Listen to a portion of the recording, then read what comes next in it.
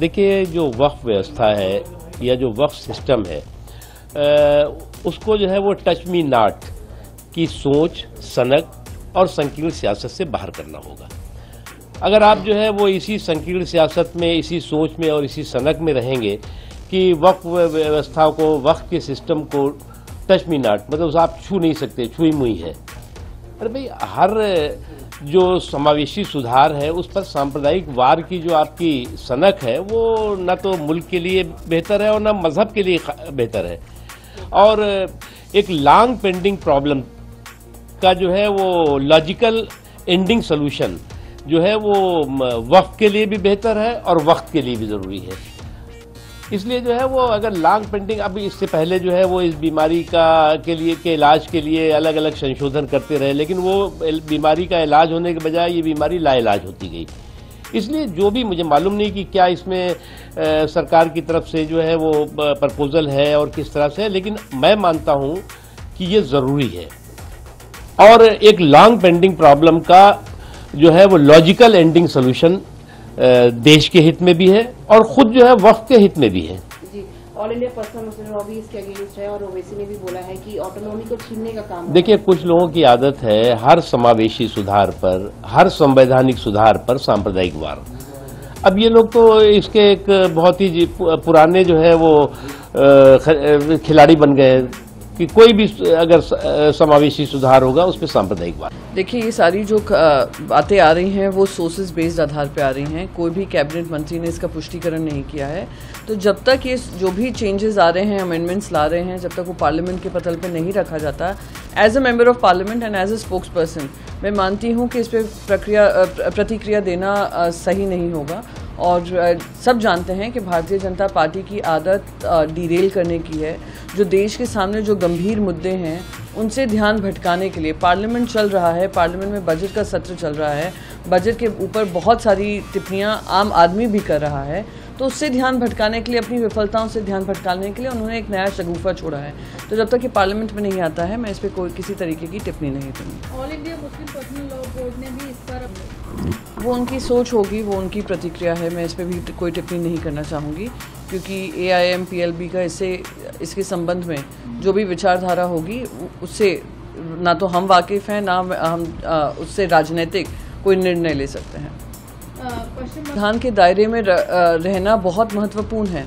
इसी के चलते सुप्रीम कोर्ट ने महाराष्ट्र के गवर्नर पे क्या टिप्पणी की थी वो देश जानता है। आज दुर्भाग्य इस बात का है कि कॉन्स्टिट्यूशनल पोजीशन जो है उसको भारतीय जनता पार्टी उसका इस्तेमाल कर कर राज्य सरकारों को काम नहीं करने दे रही, खास करके वो सरकारें जो विपक्ष में हैं। महाराष्ट्र का तो सुप्रीम कोर्ट ने बाकायदा कहा हुआ है, वेस्ट बंगाल में भी हमने देखा है, केरला में भी हम देख रहे हैं, तमिलनाडु में भी देख रहे हैं किस तरीके से उनकी सरकारों को मजबूर किया जाता है, उनके कानून नहीं पास करते हैं, उनके डिसीजंस पे बैठे रहते हैं और फिर इस तरीके के आरोप प्रत्यारोप लगाते हैं।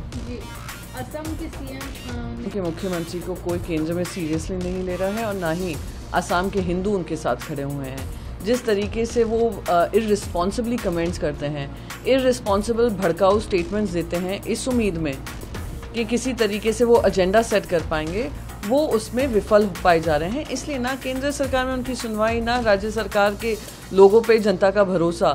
तो कोई भी टिप्पणी दें उस पर हमारी टिप्पणी करना मैं मानती हूँ कि आवश्यक नहीं है।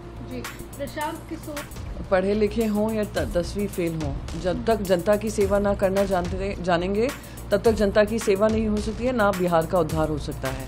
बहुत सारे IAS अफसर आए जिन्होंने बहुत पढ़ाई की पर क्या किया, भ्रष्टाचार की वजह से जेल में हैं। और 10वीं फेल की आप बात करते हैं, बहुत पढ़े लिखे लोग भी देश के खिलाफ काम करते हैं। तो वो एक नई पार्टी लेकर आए हैं, एक नया एजेंडा लेकर आए हैं। वो खास उस समय पे अपनी पार्टी लॉन्च कर रहे हैं जब JDU और RJD का घमासान होने वाला है, बिहार में चुनाव होने वाले हैं, तो वो उनकी प्रतिक्रिया होगी। पर ये मानकर चलना कि सिर्फ पढ़ा लिखा ही आदमी देश को आगे बढ़ा सकता है और जो कम पढ़ा है उसको समझ नहीं है, ये बहुत ही गलत बात होगी और दुर्भाग्यपूर्ण होगा। इतिहास गवाह है देश का कि जो लोग कम पढ़े लिखे हैं, अगर उनकी देश सेवा और देश को आगे बढ़ाना उनका मन है, अपने राज्य को आगे बढ़ाना उनका मन है, तो आगे बढ़ाकर ही रहेंगे। तो ये इस तरीके के दुर्भाग्यपूर्ण स्टेटमेंट शुरुआत में ही मैं मानती हूँ कि गलत है। मायावती ने आरक्षण प्रणाली में बदलाव किए। जो निर्णय लिया गया है सुप्रीम कोर्ट के द्वारा लिया गया है और जो जजमेंट है उसका मायावती जी विरोध कर रही हैं और वो कह रही हैं कि उसको चेंज करना चाहिए। तो मैं इस पर टिप्पणी नहीं देना चाहूँगी क्योंकि वो जुडिशियल परव्यू में है और क्या फाइनली आउटकम होगा कि रिव्यू पिटिशन डालने की बात चिराग पासवान जी भी कर रहे हैं। तो देखते हैं आने वाले समय में क्या होता है। देखिए, असम में बाढ़ आई हुई है, 100 से ज़्यादा लोग मर चुके हैं और इनको पश्चिम बंगाल पे टिप्पणी करनी है। यानी आप समझ सकते हैं कि भारतीय जनता पार्टी का मानसिक दिवालियापन कितने हद तक गिर चुका है या कितना कम हो चुका है कि वो अपने राज्य की ना बात कर अपने राज्य में ध्रुवीकरण फैलाएंगे और दूसरे राज्य पे टीका टिप्पणी करेंगे।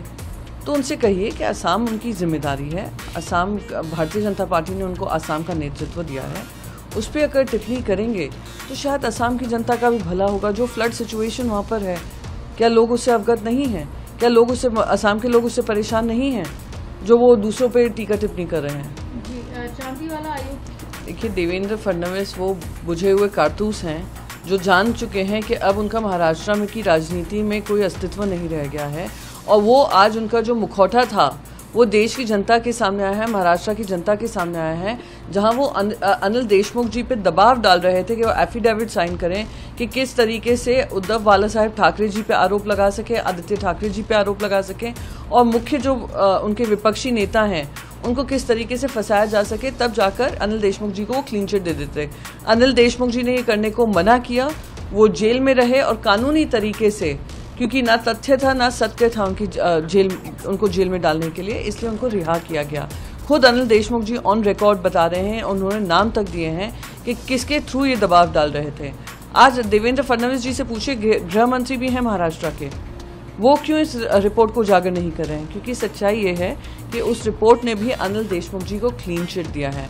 अनिल देशमुख जी का कोई इसमें लेना देना नहीं था। जिस तरीके से एक षड्यंत्र महाविकास अघाड़ी के खिलाफ बनाया गया और उसके जो मैं कहती हूँ जो डायरेक्टर थे और प्रोड्यूसर थे वो खुद देवेंद्र फडणवीस जी थे। वो जानते हैं कि वो एक्सपोज हो चुके हैं बुरी तरीके से, तो अब जो भी एक्सप्लेनेशन दें, जनता उनके साथ जुड़ी नहीं।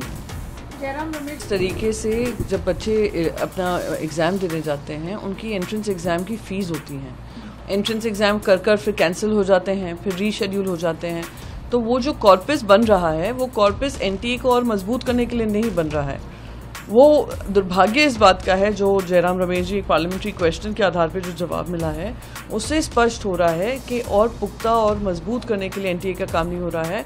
और बार बार जब हम अकाउंटेबिलिटी केंद्र सरकार से मांगते हैं एनटीए की, क्योंकि एनटीए एक act of parliament of India नहीं था, एक कैबिनेट डिसीजन के माध्यम से ये बनाया गया था, तो उसकी अकाउंटेबिलिटी तय होना ज़रूरी है।